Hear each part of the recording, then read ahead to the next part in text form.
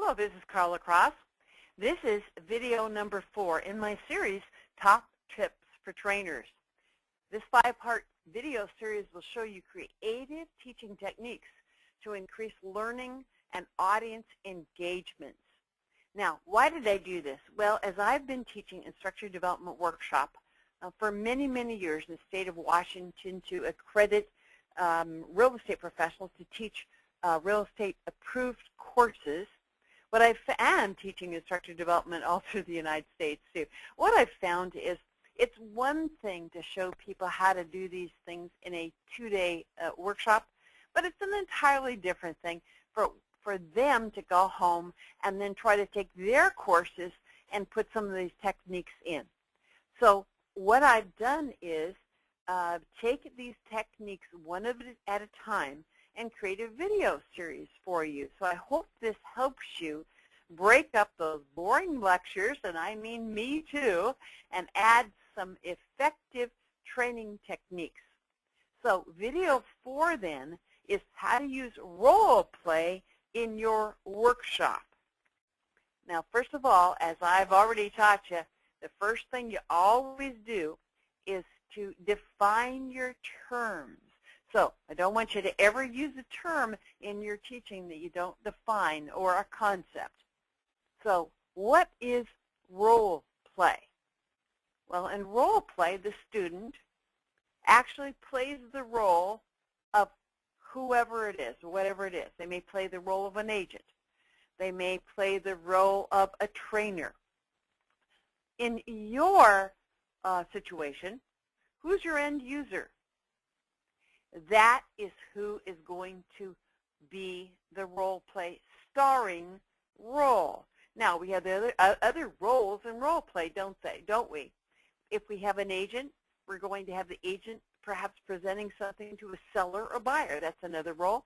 And we may have an observer. And by the way, everybody plays every role. Now, here's something that's very important. In role play, we're actually in a play. We're playing a role, not just talk about what we would do if. Now, the reason I bring that up is I was in instructor development once, and these were all experienced instructors, but unfortunately, they hadn't defined their terms properly.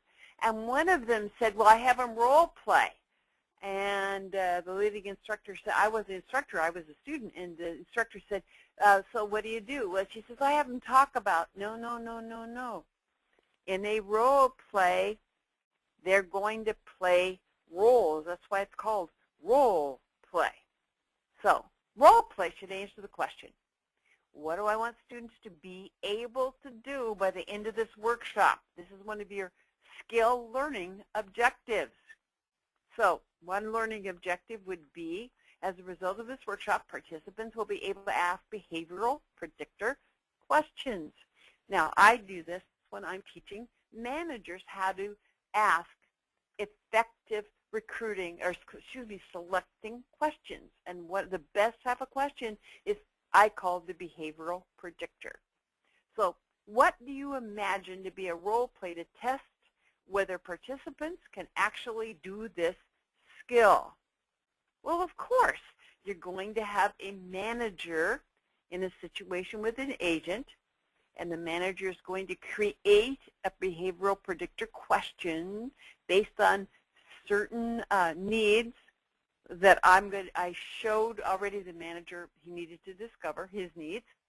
He's going to create the question, and then he's going to role play asking it and asking follow-up questions. So that's how I put this to work inside the class. Now, let me give you an example, okay? This is the example of the behavioral predictor question exercise. The learning objective that this teaches to is, as a result of this workshop, participants will be able to ask behavioral predictor questions. And I'm going to ask you, how would I know they can do this? I just tell them and hand out a sheet and hope all goes well for real life? Here's what I know. It doesn't go well in real life. They don't do it right. Why? Because they fall back into doing all the things they did wrong before because they don't know the difference. So we all do that. So here's the exercise that carries out the learning objective. One student is the manager. That's the end user, right? One student is the candidate, and one student is the observer. And all students play all roles in rotation.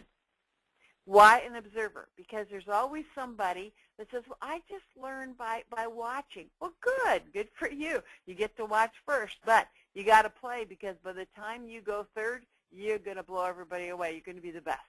And if you get to watch them and you learn from that, you need to give the gift back. And when I do it that way, they go, okay, fine. Because they're just afraid to role play, or somebody has had them role play that's been not good at all at setting up or clearing out role play. So the manager asks the behavioral question and then asks follow-up questions. Now, my reason for the exercise is to test whether the student can ask behavioral predictor questions, and to help them get confidence they can do it and get more ideas by watching other people. Now, when should you use role play? Well, generally toward the end of your workshop or segment. So I want you to think of your workshop. I want you to think of the end user. Who are you teaching to? What do you want them to do? And who is their receiver? So if I'm teaching the behavioral predictor, the end user is the manager. Who's the receiver? The candidate. So I have to have that role play go on. Now, why do you do it? To create the most lifelike situation possible for the user of the skill, to practice the skill with the receiver. Here's some examples. Present an offer on a property. Answer buyer objections. Explain title insurance to a seller or a buyer. Give the first part of a listing presentation. And I say that because you're not going to right off the bat have them role play the whole thing. You're going to break it into chunks. And I learned that learning to play the piano. You don't try to teach somebody to play a whole Beethoven sonata at once. You chunk it up. Now, why use role play? Well, for accuracy. Otherwise, you don't know what they're saying in the field. That should scare you more than anything. You know, we're supposed to take all these risk management courses, and most of the Department of Licensing wants us to teach risk management. Here's the best way to manage risk. Have them practice what you want them to say and do, and how you want them to do it in class. That's the best risk management, not spewing facts and figures at them. For accuracy, for competence, how do you know they're competent? For confidence, how do they know they're confident? To test the learning. And for risk management, because look, it's basically too for retention. We only remember 10% of what we read, 20% of what we hear, 30% of what we see. So if you have things in an outline in your talking, they're only going to retain 30% of it. 50% of what we see and hear, 70% of what we see as we talk. But look, 90% of what we see as we do a thing. Even 90 is not enough for complete risk management, is it? But it's a heck of a lot better than 20 or 30. And a lot of real estate teachers don't even use outlines. So we don't even have a chance at retention. So before you do role play, here are some mistakes. Presenter only talks through the skill or demonstrates the skill and assumes the student can do the skill. Telling your role players to say these words while you hand out a script. Please don't do that. Have the role players create the script before they say it, or create several scripts so it's reasonable for them to say. Yes, you can hand out examples. Ask role players to play too long a segment so they can't be competent, like doing a whole listing presentation without practicing segments to competence. Do it like I learned to play a Beethoven sonata. Break it down into manageable chunks. Teach that, have them role play that, and finally have them do the presentation, and then they'll be competent. Not clearing or generalizing afterwards. You've got to have a discussion. What happened? What worked for you? What challenges? How might you apply that? So you have to do all those things. So now I want you to design your role play. In your workshop, decide who is that end user. Remember, who is going to use what you have? Should be the students in your class, but who are they? Who do you want to use the skill? Who's the receiver? Excuse me, who's the user of the skill? Who's the receiver of the skill? And how will you know the end user can successfully use the skill? So that's how you're going to design it. Here are some rules, cross rules for role play. The students play the role. You help them prepare for the role. You demonstrate the role play first if needed. You use threes: the lead role, the recipient, and the observer. All play all roles, or it isn't a role play. You choose as close to real life as possible. That's why you don't want them you don't want to hand out a script and have them memorize it. That's not real life. Yes, you can hand out examples, but help them create their own scripts. Chunk it down in small parts so role players can win and be accurate. That is, create that competence. That's how I learned to practice perfectly as a pianist. Follow the same setup and clear rules as task force. So you'll want to go back and watch the task force or case study videos. Walk around during the role play and all of the other alternative delivery methods. That's all the things we've been talking about: task force, case study, and role play. Walk around all the time. Never leave the room so that you can catch people doing things right and you can redirect anything you need to do. How to set up and debrief.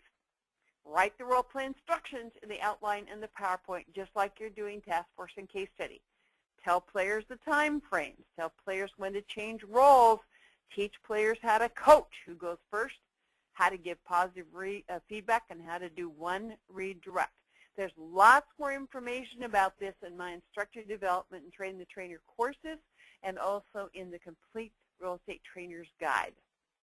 At the end, clear and generalize, so all questions are answered. So there's lots of rules to role play, and if you do those rules right, then you're not going to have the train crash, and you're going to have them love it. Now, I have a handout for you. I would like you, as a thank you for watching this, and I hope putting role play to work, to grab my tips on how to create a great training calendar. Not only do I have a lot of tips, I have a lot of caveats for you, and if you follow them, you will create a great training calendar, which is, by the way, the personification, you might say, or the realization of the training part of your business plan. And I know you have business plans, and I know you have a training part of that plan. So here's a way to make the public view of that training plan on your training calendar and use it to promote your courses and recruit. Now, you can see other presentations and resources for you at my website, carlacross.com. There are presentation strategies. There's a comprehensive trainer's guide. There's a how to write a course guide. I'm the only one that I know. I can find anybody else that ever written how to write a course. So I have a course in that approved for clock hours in Washington State. And I also have a resource. So you already know how difficult it is to write courses, and you know how difficult it is to use other people's courses, but they're really not courses, are they? And finally, I have coaching guides. So here's a quote from me: perfect practice creates perfect performance. And how do I know that? As a pianist who's played from age 4 and having been very fortunate to have some awesome top-rate piano teachers that taught me how to practice and how to be a performance coach. And I say this quote's by me because I don't really know if it's from me, but I couldn't find it from anybody else. Now, don't forget to grab my free guide to create a great training calendar. And thank you so much for watching video number 4. And remember, the rest of the videos on how to put great training techniques into your training are on my YouTube channel. So the next video, the last one, is going to be how to put it all together into a great workshop, and I've got a cheat sheet for you too. So be sure and watch that video. Thanks again, and thanks for your contributions to our industry.